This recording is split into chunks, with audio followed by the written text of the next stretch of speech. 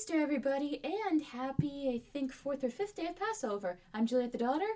And I'm Kevin the dad. And today, because I said to Dad after we did our last episode, do this day of the world right now, I'm pretty pissed off. So I wanted to listen to some other people who were also pissed off at one point in time. So we are doing The Clash. So Dad, what do we need to know about them in this album? Well, first we need to know that usually, we do a band biography to start off the podcast before getting into the album. But we did a London Calling podcast some years ago, and as Juliet informed me before we came on, that was pre-COVID, so 2019, 2018. Yep. So you can check out that episode for a full band history.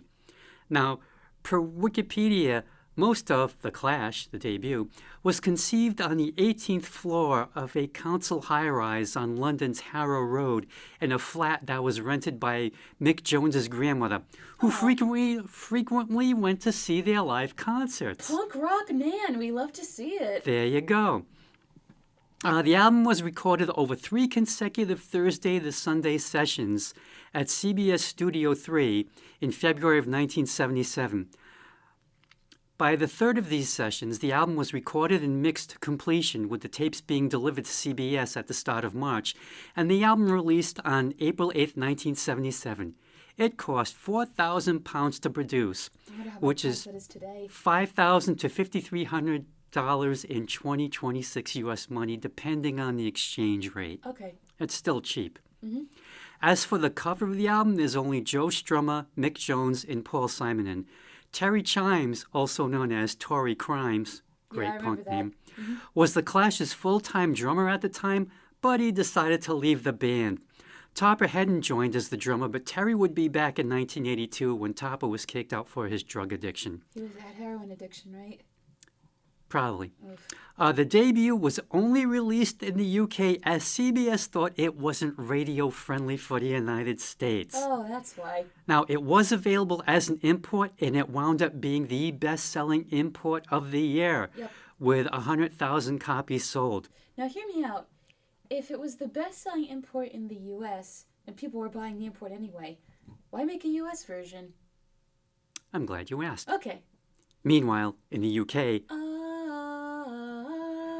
That's my new thing now. Thanks, David Johansen. Good. The Clash went to number 12 on the charts. Oh, cool. Critics lost their minds, one going so far as calling it one of the most important records ever made in the history of records. Okay, that sounds like somebody who had some sort of punk awakening when they listened to that album. I think so. In the United States, The Clash was released on Epic Records on July 26, 1979. 1 year after their second album, Give 'Em Enough Rope, was released in 1978. What for? To unalive themselves? Huh? Give them enough rope? Enough rope to do what? Hang them. You give them enough rope to hang themselves. Okay, that's what I thought, yeah. So in the United States, second album comes out first album comes out second, I don't know, third base.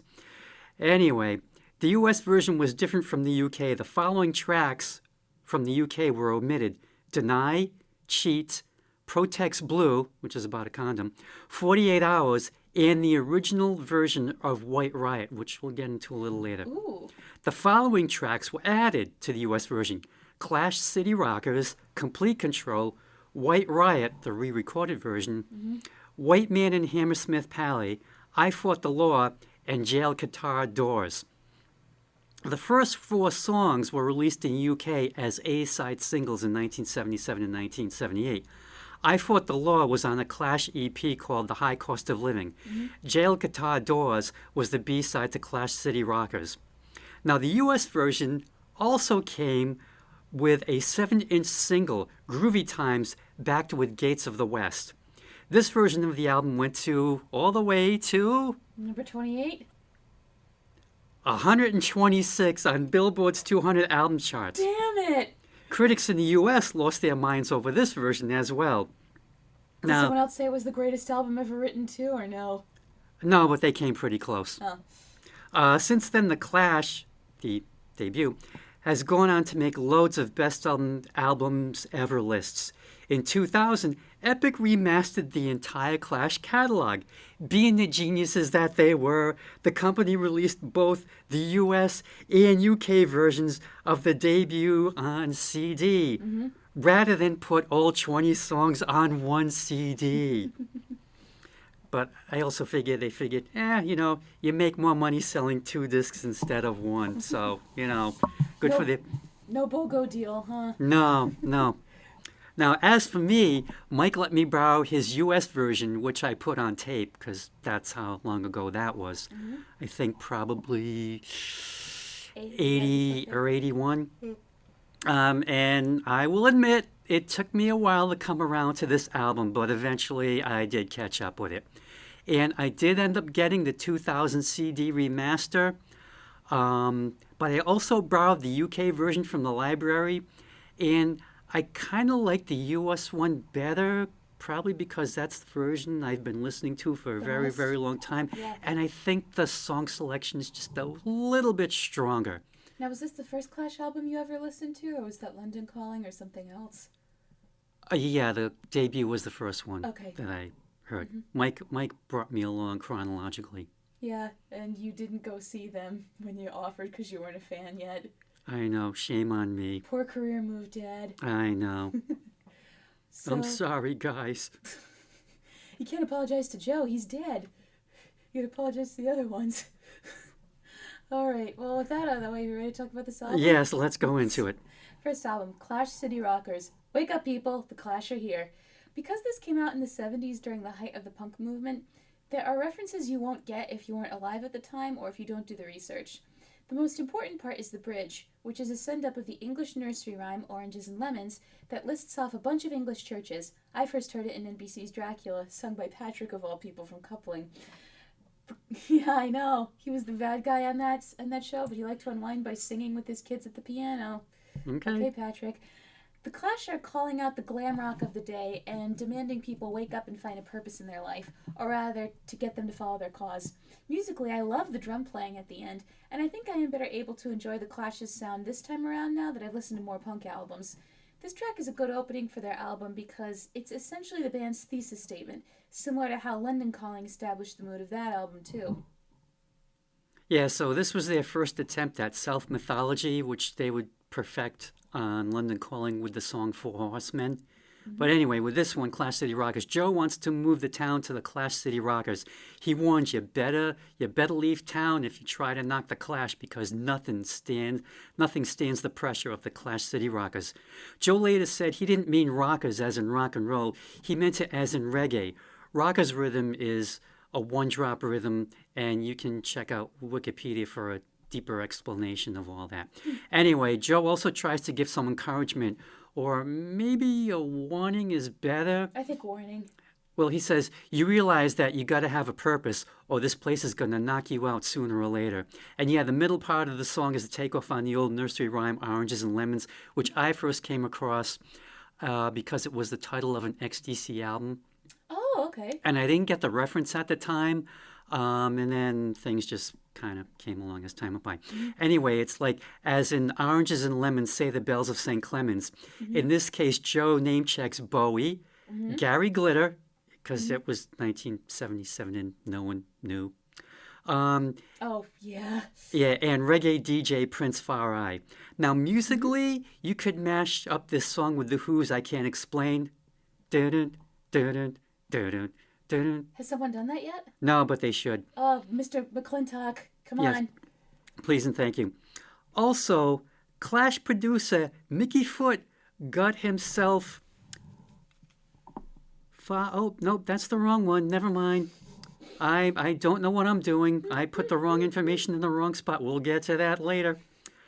Yeah, Clash City Rockers, great song, great opening. Let's move on to the second song. So embarrassed. Next track. I'm so bored with the USA. Me too, pal. Again, this is another song where you'll have to do some research. Not just because it uses terms from the 70s, but because it uses British terms from the 70s. The biggest one they open up with is skag, slang for heroin. A lot of US soldiers became addicted to heroin, And in the character of this song's case, it was during his time in Cambodia. Apparently, heroin use in Cambodia spiked when the U.S. government cracked down on marijuana. By 1969, apparently military hospitals were seeing more soldier patients for drug abuse than injuries. This song is still relevant now, and I'm sure it's how most countries around the world feel about the U.S. these days. Disgusted by what we're doing on the world stage and sick of hearing about the shit we get up to over and over and over again. Because when you're regarded as a world power, everything you do will end up in the news. The one bit the Clash do seem to like about the U.S., though, is the music scene going on with New Wave.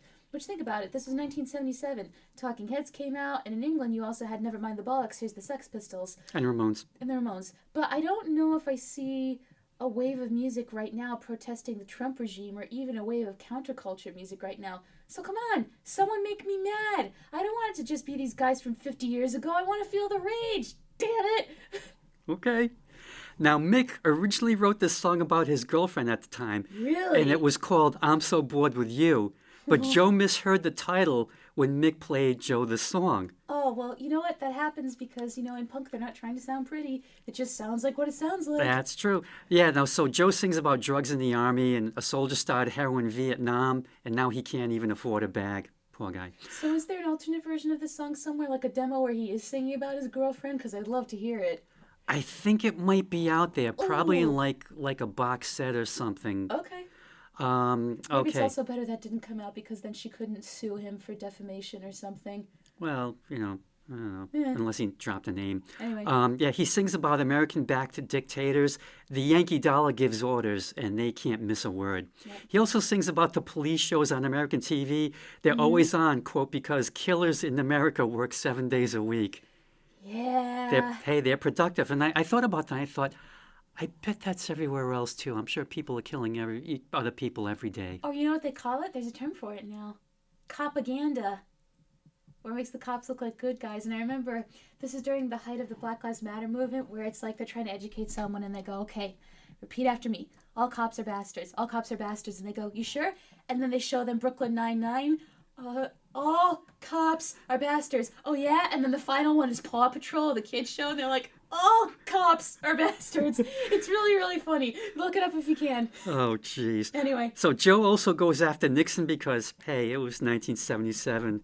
He sings, let's print the Watergate tapes. And for some reason, that line just always cracks me up. I think it's the way he just spits it out. This is also interesting because there's an opera, I believe, going on where it's Nixon's trip to China. So it's really interesting that we're talking about this song now. Oh, that's kind of an old opera. Oh, it is old? Oh, Yeah, I that didn't came realize out in late 70s or early 80s. Okay, well, It's by this guy named John Adams. Yeah, Renee Fleming's Yeah. doing it. She's playing Pat Nixon right now. Anyway, Okay. back to this. And the way Joe sings the line, I'm so bored with the USA, to me, he's not communicating boredom so much as contempt, especially when he sings, you, us, I, Yeah, like barking it out. Like He's a Pete. good barker. like Pete in Mickey Mouse cartoons. Yes. Yeah. Yeah, Dad does it better than me. Next track, Remote Control. This might be the first punk band I heard make a reference to Doctor Who with the Daleks. Another song against the powers that be, specifically Parliament and the House of Lords, but also maybe a slide to get EMI for pulling out of financially backing the Clash's Anarchy tour. It makes me wonder what the Clash would think of the new law in England where hereditary peers are being removed from the House of Lords as we speak.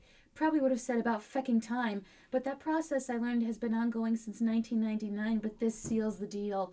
I love how Joe shouts the word punk. It definitely sounds like someone where that word was lobbed their way most of their life as an insult, and they remembered the bitterness and loathing with which it was said. But now it's a badge of honor, like, yeah, I'm a punk! And I enjoyed that song along with the bridge, that part of the song along with the bridge, but it's kind of like how people repurpose slurs that are thrown at them. Like the biggest example right now is LGBTQ people reclaiming the word queer. Previously held as an insult, now they wear it as like, yeah, I am queer. Badge of honor. And it's like, punks are like, yeah, I am a punk, and I'm proud of it. What you gonna do about it, punk? Yeah, or like with us, it's like, yeah, we are Portuguese, and we are proud of it. Punk. Punk. All right, anyway, Mick wrote this after their UK tour with the Sex Pistols, the Damned, and Johnny Thunders and the Heartbreakers. Not Tom Petty. Yeah. It was a disaster, what with protests, city councils canceling shows, and Moral panic. What about the children? Think of the children. Oh boy. Isn't it funny how people say, think of the children, don't do anything to protect the children after they're born? Anyway, so for some reason the quote I picked was, can't make no noise, can't get no gear, can't get no money, can't get out of here, which pretty much summed up the tour in general. Yeah. The Clash, though, ended up disowning Remote Control after CBS Records decided to release it as a single without the band's permission. Yeah, that sucks. They thought it was going to be Janie Jones. Now, per Wikipedia, Remote Control became a symbol of everything they were fighting against. Musically, it kind of sounds like the Ramones at the very start. Very poppy, very catchy, very punk. And that was Mick, the more melodic member of the Strummer-Jones partnership. Both Mick and Joe sing on this, and there's definitely a contrast of singing styles. Mick's more of a singer, whereas Joe is more of a peg like Pete. Now, do you still stand by your comment that Joe and Mick were the Lennon and McCartney of punk? I will. Okay. I do. Good to know you're still consistent. Thank you. Next track, Complete Control. We now go from control of big business as a whole to complete control of the music business wanted to implement over the Clash as soon as they signed the dotted line, including releasing Remote Control as a single, as you said, when the band did not want that to happen. My favorite verse in the whole thing is, they said we'd be artistically free when we signed that bit of paper. They meant, let's make a lot of money and worry about it later. Oh, I picked that one too. Yeah. Now, some people think that that line is naive. Others see it as a call to autonomy. I choose the latter. And I like how they spell out con, C-O-N, to emphasize it's a con on them and on everyone. And apparently, I learned, this song caused a bit of a stir for there being a guitar solo. But I don't care, I liked it. What was also cool was I watched the music video for this, and the band members seemed like nice, normal, chill dudes. People said they were really nice to their fans, too. And hey, I'll tell you this, given everything going on with the government right now, I trust them to watch a kid for a couple of minutes more than most people in power. This song tells their story inside the music industry really well, and I smiled listening to it knowing they'd be regarded one day as the greatest of all time, which I think is fair. At least by punk and music lovers, anyway. Okay. Now, but this is also making me reconsider. It's like, we're probably going to listen to more punk albums over the course of the show. And, you know, before this, my favorite punk band, I said, was The Jam. But I'm like, maybe the more I'm exposed to punk, the more that opinion will change. I still love them, but we'll see what happens. Okay.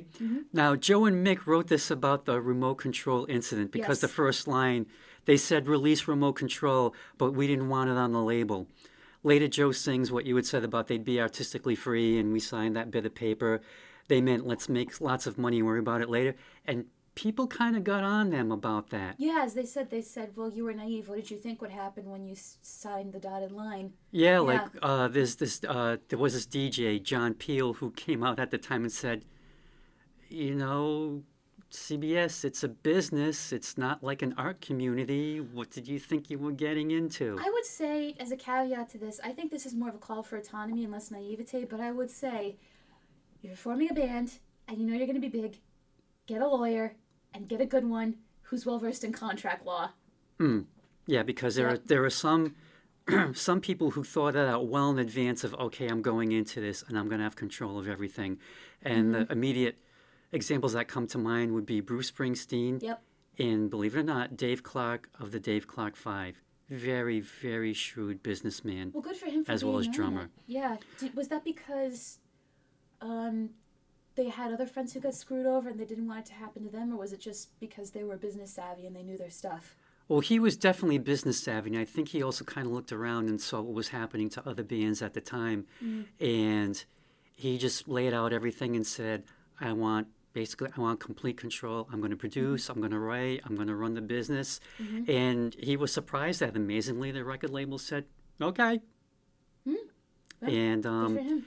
he's also very, I don't mean to sidetrack, but Dave Clark is also very protective of the catalog and very, very picky. Like, I think you have to be, though. Look what happened with the Beatles and their catalog, getting it back year by year. oh yeah, but he's only released one thing out on CD, a 2-disc anthology that came out in 1990 on Hollywood Records. And the reason that he picked Hollywood Records is because he loved the job that they did releasing and remastering Queen's catalog at the time. Oh, cool. And he was pretty friendly with Freddie Mercury.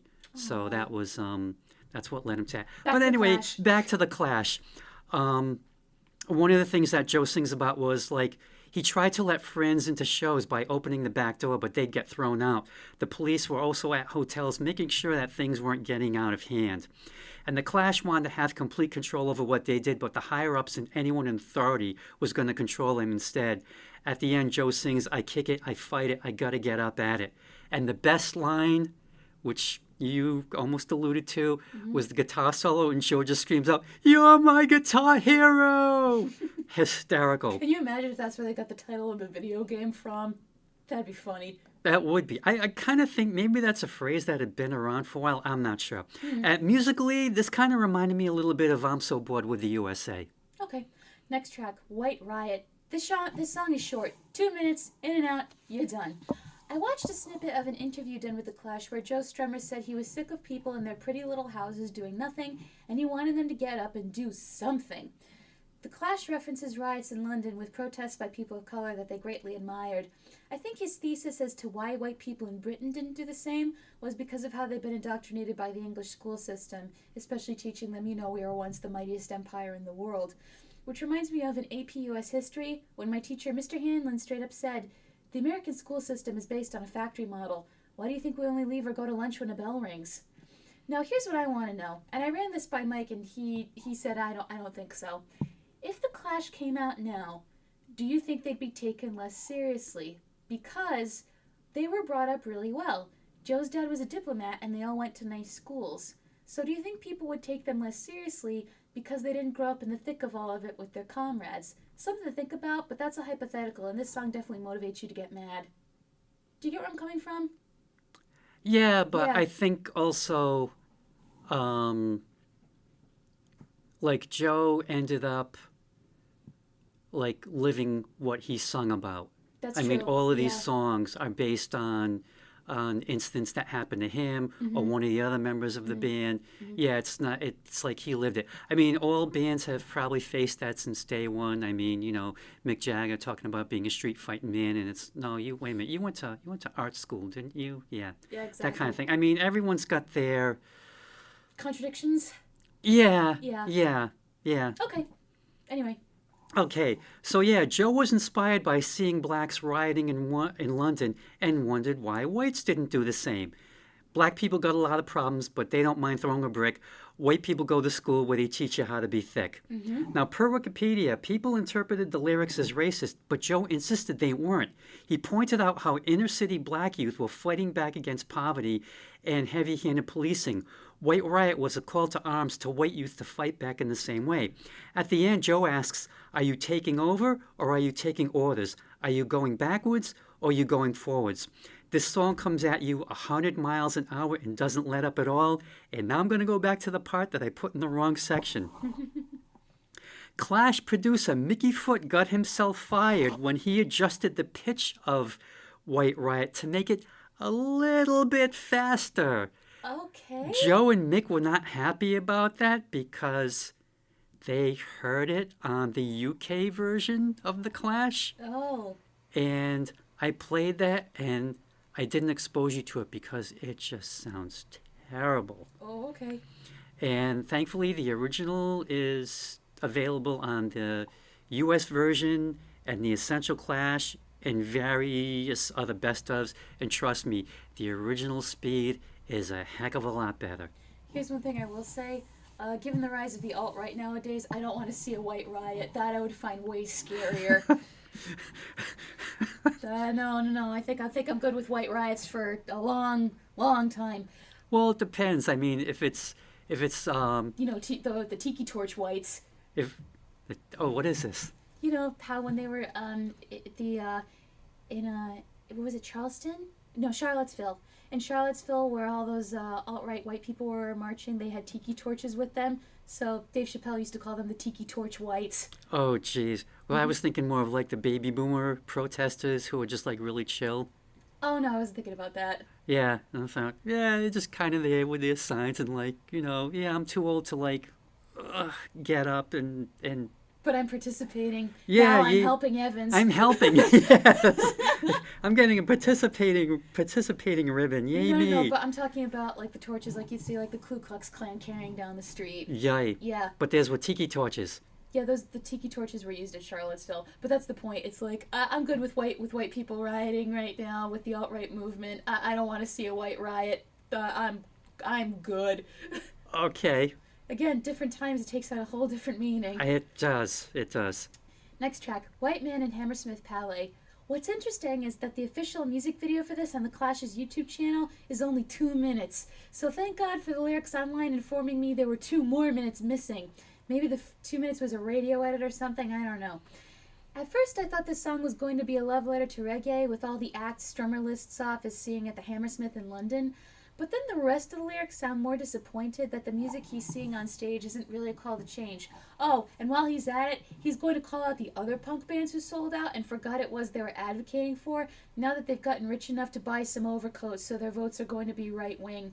But then the song's message becomes, what do I know? I'm only here for a good time. They cover a lot in 4 minutes, for which I'm very grateful. Okay, Joe had gone to an all-night reggae show at Hammersmith Palais in London, which closed in 2007. He was the only white person at the show. Like you and Uncle Joey going to see Parliament. I'm going to get into that. Yeah. He sings about the groups he saw, Dillinger, Leroy Smart, and Delroy Wilson. But Joe was disappointed because he thought the performances were more pop than like outright reggae. Oh, not what he wanted to hear that Yeah, night. and he also sings about the punk rockers not really caring. They only fight to get a good place under the spotlight. And he says, quote, the new groups are not concerned with what there is to be learned, unquote. And the lines about they got Burton suits turning rebellion into money may have been a dig at the Jam. Oh. Oh dear, Now, I feel yes. guilty now. Now it's story time. Years ago, in either the early or mid-90s, Uncle Joey and I found ourselves in a similar situation concert-wise. Well, maybe not Uncle Joey, because I don't think he ever heard White Man in Hammersmith Palais. We went to see the Ohio Players in Worcester, Mass. At least I think it was Oh, it was Worcester, the Mass. Ohio Players. It wasn't Parliament. Yep. Okay. Uncle Joey and I were the only 2 white people there. And Did you get looks? I can't remember. I'm sure we probably did. And I looked around and I thought, oh, so this is what it feels like. Yeah, yeah. And the thing was, like, everyone else was dressed, and I mean dressed. Guys are wearing suits. Women are wearing dresses and gowns. And what were you wearing? Oh, first, I can't remember how Uncle Joey was dressed, but me, oh man. I wore a Bengal sweatshirt and jeans. So, you know, You disrespectful white boy. I mean, who knew? I mean, I'm like, oh, you know, Ohio Players, you know, I'm expecting, you know, cash time, but And to be fair, you don't see dress codes for concerts usually. no. And I just felt like, okay, everyone's just looking at me like, what the hell? You just see like this big bouncer coming up to you. It's like, you boys having a problem here? Is there gonna be a problem here, boys? And you're just looking at him like, no. No? Are the Bengals going to be here, though? We'll be good. Okay, No, we were fine. fine. Punched you out.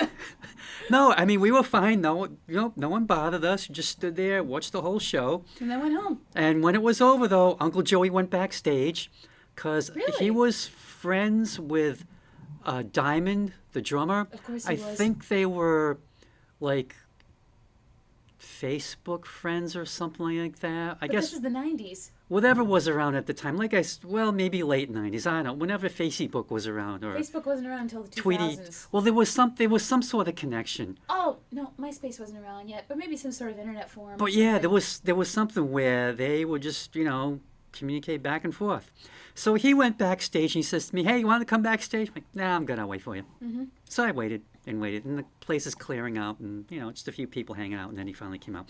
Anyway, musically, White Man is significant, and then the Clash combined punk and reggae for the first time, and proving that they were musically versatile from the start. Yes. Which separated them from tons of punk bands, Ramones, and it enabled them to have more of a career than the other bands, Ramones. And I felt so bad for the Ramones because those first 4 albums are just chef's ear kiss. But then after that, they just kept doing it over and over, and they just were like still playing the living room after all these years, and just They self-destructed too. yeah, now they're all dead. Oh, they're all dead? The 4 original. Oh, damn, that sucks. Yes, it does. Next track, London's Burning. Before London was calling, London was burning. But what's it burning from? Boredom. Everyone is sitting in front of the TV and no one is actually going out and doing anything. It's Joe Strummer's way of saying, wake up, sheeple. And pretty soon, with Thatcher, it would be burning. English references to 999, their equivalent of 911, and their walking subway are easily Googleable, and I enjoyed the chorus a lot. Googleable. Googleable. Googleable. Yeah, it's fun to say, isn't it? It is. Yeah, so London's burning red bottom now. Joe sings about everyone just driving around with nowhere to go, or they're at home watching TV. And the only thing he can see that's really moving are the traffic lights. And his line, what a great traffic system. It's so bright. It just cracks me up every time I hear it. I think it's just the way he sings it. It's just so sarcastic. Next track, I Fought the Law. Great drum opening. For a song about being in prison, that key is really upbeat. Guy was robbing people because he needed money, winds up in prison, and his girl is gone. Now hear me out. What We Will Rock You was for Queen getting the audience to join in. This was for The Clash, I think. You can easily clap along and shout the chorus with the band.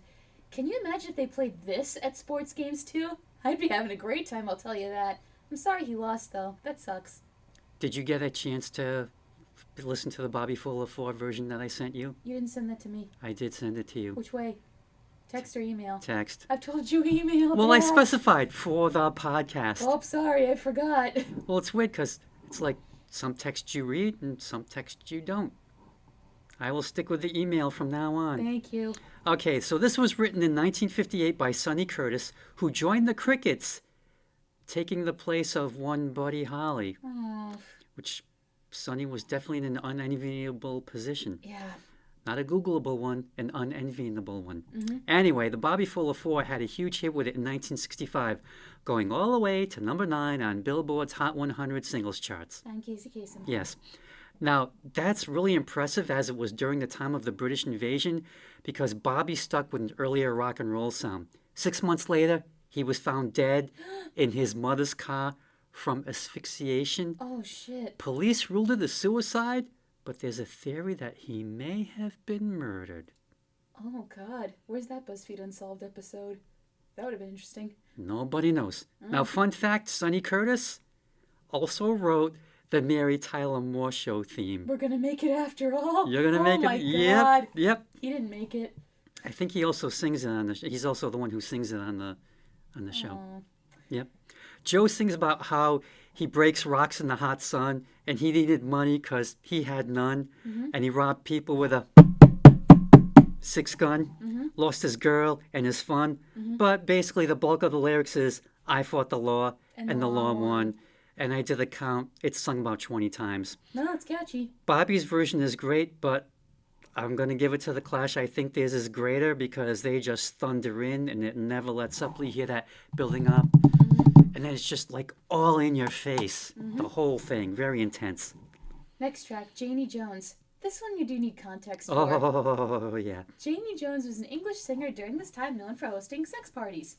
And that's what the protagonist wants. Sex, drugs, and rock and roll. Once he clocks out, though. But once he does, he's going to pick you up and you're going to have a great time. I know Rock the Casbah is called their dance track, but you could easily bob along to this, too. Oh, yeah. Now, Janie Jones was born in 1941, and she started off as a cabaret singer in the 1950s. Cool. And then she was a minor pop star in the 60s. But she's best known, though, for holding sex parties, which all I could think of was Stewie Griffin, at her home in the 70s because, hey, It was the 70s. Very and they poked 70s. Out, yeah. and she was sent to prison for, quote, controlling prostitutes, unquote. She served 3 years and was released in 1977, and allegedly Joe Strummer was smitten with Janie and wrote this song for her. Aw. Now, in 1983, she recorded a single, House of the Juju Queen, backed with Sex Machine, yes, the James Brown song, and she was backed by some members of The Clash and some members of the Blockheads. Huh. And Joe Strummer produced it, and Janie Jones, she is still alive. Oh, wow, good for her. She will be 85 this year. Oh, mazel Now, tov. knowing that Joe had a thing for Janie, some of the lyrics could be seen as autobiographical. He's in love with rock and roll. He's in love with getting stoned. He's in love with Janie Jones. Check, check, and check. Check. And the rest, like you said, it's about the office worker who just has this boring job and the boss thinks he's a shirker. But our hero was going to tell the boss exactly how he feels one day, just not now. But yeah, it's kind of like, it just kind of took me back to my Blue Cross days where it's like, okay, just got to get through this day. And then you clock out and you just kind of not really go nuts, but it's like, oh, thank God. It's over. Now the Hey, Jane. Go ahead. Oh, I was going to say, Janie Jones starts off with just a great drum beat, and the whole song is catchy. And if you're not singing along with the chorus, I do not want to know you. Now, did Janie Jones ever reciprocate to Joe? And I don't mean in that way. I mean, like, I think you're great too, or something. I know she was grateful because, like, she got a lot of publicity from the song coming out, and she, hey, that's me, and she was just like, oh yeah, you, yeah, yeah. Like I said, hey, he, got produced a song for her and backed her up, and Okay. oh yeah, she was definitely grateful. Next track. And unfortunately, I've heard some of her songs because Mike bought a CD of her stuff. They're not good.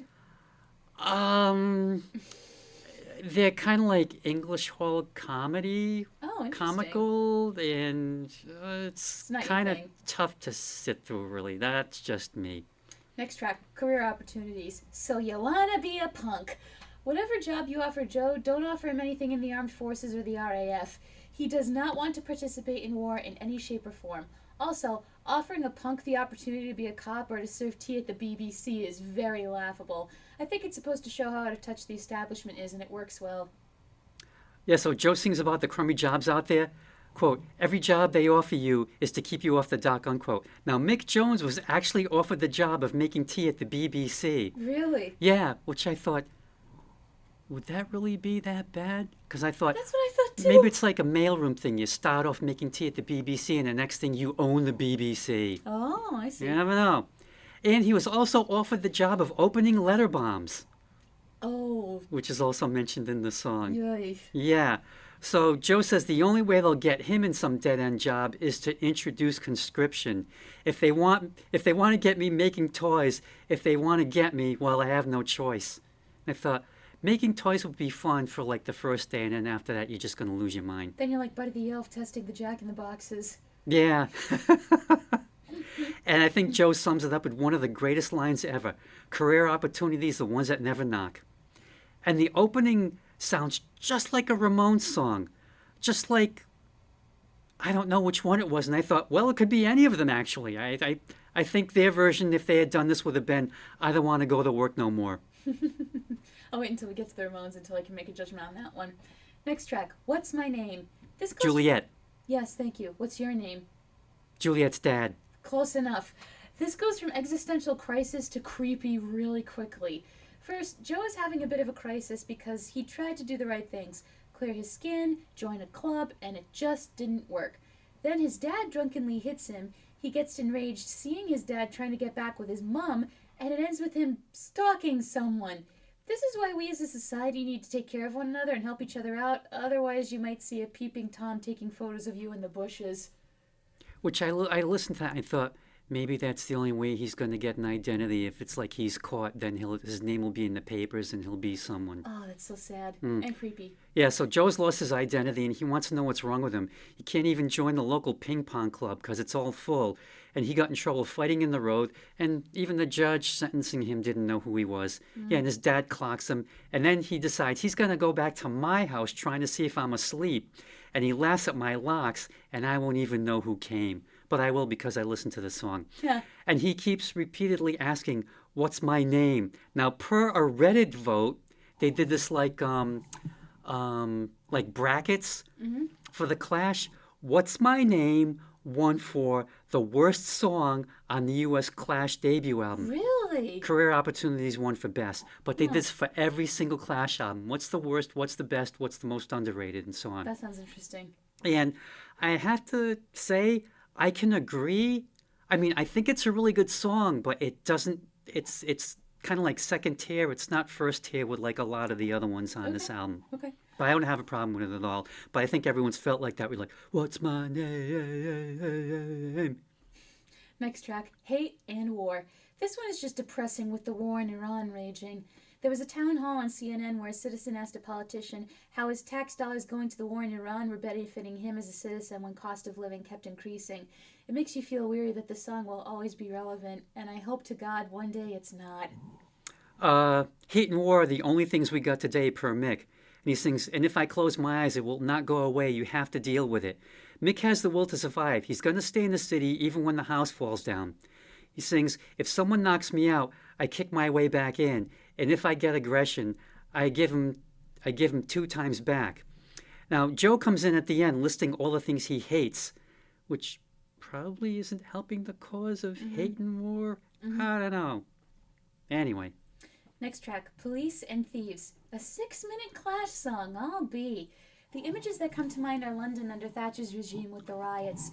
That's if you're thinking in the English context anyway, but it's still applicable with gun violence and police killing people of color in the U.S. that they perceive as threats. It's even more chilling when you think about the militarization of police forces and the presence of ICE in major U.S. cities. The guitar solo in the middle is pleasant, though. At least I find a nice balance with the subject matter anyway. But what the sucker punch is how Joe sings the word police over and over at the end. Faint. Almost like he's too scared to ask for their help because he doesn't want them to turn their guns on him, and like they've caught him, and his breath is fading away as they slowly kill him. Sound familiar? Very sobering.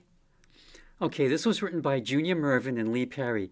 Now, Junior's version came out in 1976, and per Wikipedia, it became an anthem in the UK in 1976 as the Notting Hill Carnival, a Caribbean carnival, erupted into a riot.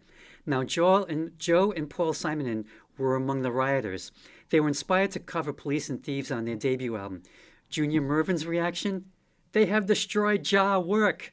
Lee Perry thought the Clash ruined the song, but that didn't stop him from working with the band later. Basically, the song comes down to the lines, police and thieves in the street, scaring the nation with their guns and ammunition. Now, yeah, this is the longest Clash song on The Clash, clocking in at 6+ minutes, but it's never felt that long to me, and it's a great mix of punk and reggae. Next track, Jail Guitar Doors. This song is an ode to the rockers who wound up behind bars for drug use, or in Peter's case, donating a lot of money. Wayne Kramer, Peter Green, and Keith Richards. And all I could think was, Saul Goodman would have gotten them out. Anyway, it's a good song of solidarity, except for maybe the part with the Stones, because you're not sure if when they're saying fuck 'em, they're referring to the rest of the Stones, sans Keith, or the officers who arrested Keith in the first place. Up for interpretation unless one of them came out and said, no, this is what it means. I'll just end the song saying there are 2 things you should look up after listening to this track. 1, John Oliver's piece on undercover police operations on Last Week Tonight, and 2, the online game where you wake up in Jeff Bezos' body and you have to donate all his money without getting taken out by the government. It's fun. Okay. So Jail Guitar Doors started off as a song called Lonely Mother's Son by Joe Strummer's former band, the 101ers, who played pub rock. It has the same chorus as Jail Guitar Doors, but Mick rewrote the verses. The first verse is about Wayne Kramer from the MC5, who was in prison for possession of cocaine. Now, in 2009, he teamed up with musician Billy Bragg to start Jail Guitar Doors USA, which provides musical instruments to prisoners. Billy Bragg had already started Jail Guitar Doors in the UK in 2007. The second verse is about guitarist Peter Green, who founded Fleetwood Mac. He really did give away his money. Not all of it, but he did give away some. Being on LSD at the time, he did stuff like that, as he later admitted when he was rehabbing. He said he did LSD 8 or 9 times, but, quote, the effects of the stuff last so long. He said, yeah, I want to give away my money, and I did all these things, and it really wasn't a good idea. Okay. And the third verse, yes, Keith. Who could it be but... Keith. Not Keith Munslow, but Keith Richards. At the time, he was awaiting trial for a drug-related arrest. And I think this was the Toronto bust, which was big news. At the time, he was found possessing heroin. So it was possessing heroin with the intent to distribute, but the charge got knocked down to just possessing heroin.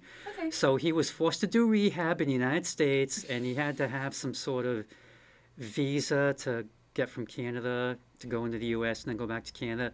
And meanwhile, his family had to stay in Canada until Keith was done with the rehab. Now, does he still use anything anymore, or is he relatively clean?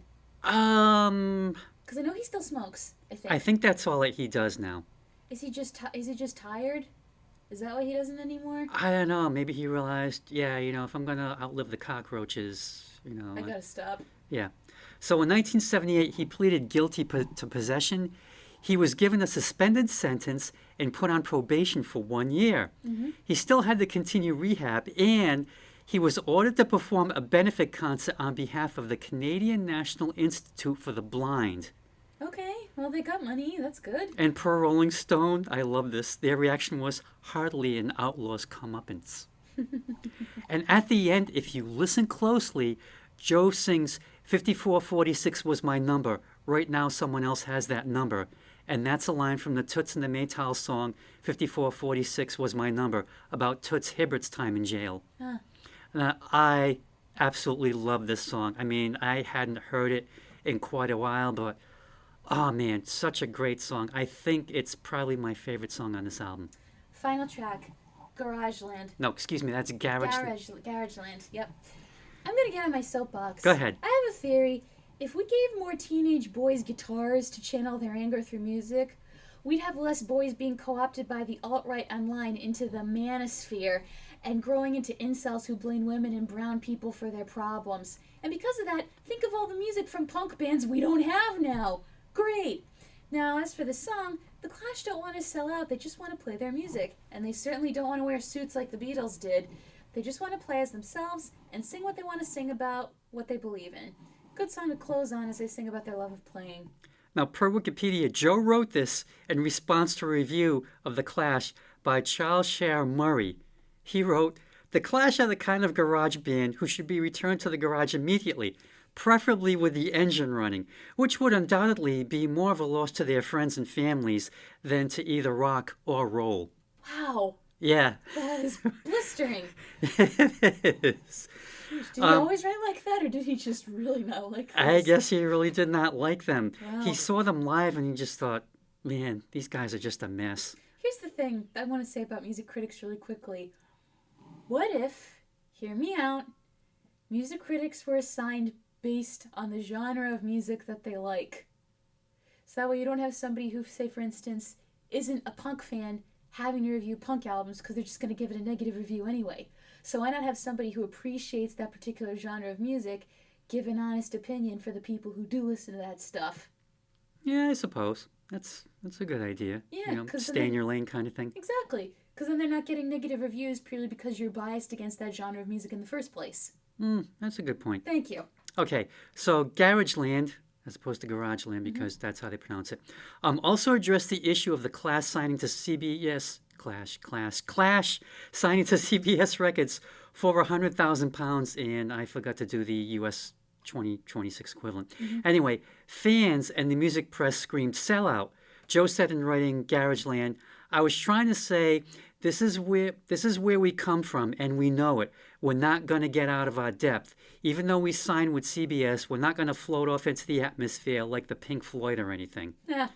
And he sums it all up in the first verse. "Back in the garage with my bullshit detector, carbon monoxide making sure it's effective. People ringing up, making offers for my life, but I just want to stay in the garage all night." This is the last song on both the UK and US versions of The Clash, and it's a great way to end the album. Overall, I'm so glad I picked this album. Really? I really appreciate them more the second time around now that I'm used to their sound.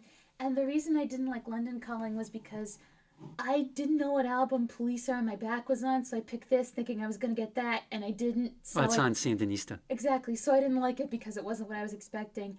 But I will say, to The Clash, thank God they kept calling out the establishment. If you need to rage against the world, pick up this CD. I hope one day, though, we'll get some more punk bands soon. But maybe also check out the Linda Lindas with their song Racist, Sexist, White Boy. The Linda Lindas. Okay. They're a high school punk band who ended up on NPR, and they did a live stream during COVID in their high school or middle school library. They're very good. Okay. Yep. All right. I highly recommend the US version of The Clash. Like I said, the UK, it's not bad, but you got that speeded up version of White Riot, and the re-recorded version's a lot better. And like I said, I think the U.S. version has better song selection. Um, Epic Records actually did a good job, but man, like I said before, you could have just put all 20 songs on one CD. Would it have killed you? No. All right, as always, thank you for listening to the Listen Stone. And my dad listens to this. Like, comment, subscribe, and all that jazz. Remember, the more you interact with the YouTube video, the greater chance we have of appearing on the YouTube homepage. If you follow me on social media, I post the episodes there. If you're friends with Dad, tell him what you want to listen to, and he can email it right to your inbox. As always, thank you for listening to the Listen Stone. And my dad listens to this. We will be back next time with another album to nitpick and gripe about. Dad, anything you want to say before we sign off? Don't listen to trash, listen to The Clash.